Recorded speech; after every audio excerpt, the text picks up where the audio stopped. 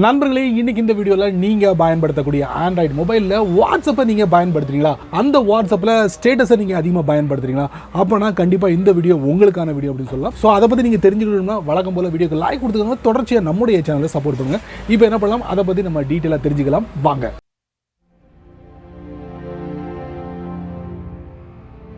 வழக்கம் போல் ஆண்ட்ராய்டு ஃபோனை ஓப்பன் பண்ணிக்கோங்க.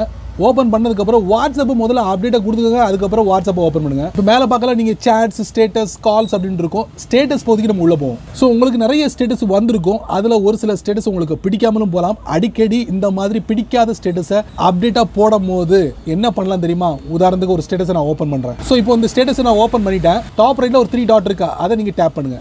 ரிப்போர்ட் அப்படிங்கிற ஒரு ஆப்ஷன் இப்போ சமீபத்தில் அறிமுகப்படுத்துறாங்க. அதை நீங்கள் டச் பண்ணுங்க. டச் பண்ணோன்னு பார்த்தீங்கன்னா சென்டரில் ஒரு மெசேஜ் வரும். அது முறையாக படிச்சுக்கோங்க. This contact status update will be forwarded to WhatsApp அப்படின்னு மென்ஷன் பண்ணிருக்கு. this contact will not be notified அப்படிங்கறதையும் மென்ஷன் பண்ணிருக்காங்க. நீங்க ரிப்போர்ட் பண்றத எதிர்த்தரப்பு நபருக்கு நாங்க நோட்டிஃபை பண்ண மாட்டோம் அப்படிங்கறதையும் அவங்க உறுதிமொழி கொடுக்குறாங்க. ஸோ ஒரு ஸ்டேட்டஸ் வந்து முறையா இல்லாம தப்பா இருந்துச்சுன்னா இந்த மாதிரி கொடுத்துட்டு போய்கிட்டே இருக்கு. சரி நண்பர்களே, வீடியோவை பார்த்தீங்களா? பயனுள்ளதாக இருந்துச்சுன்னா 4 பேருக்கு ஷேர் பண்ணுங்க. அவங்களும் இதோட பலனை அனுபவிக்கட்டும்.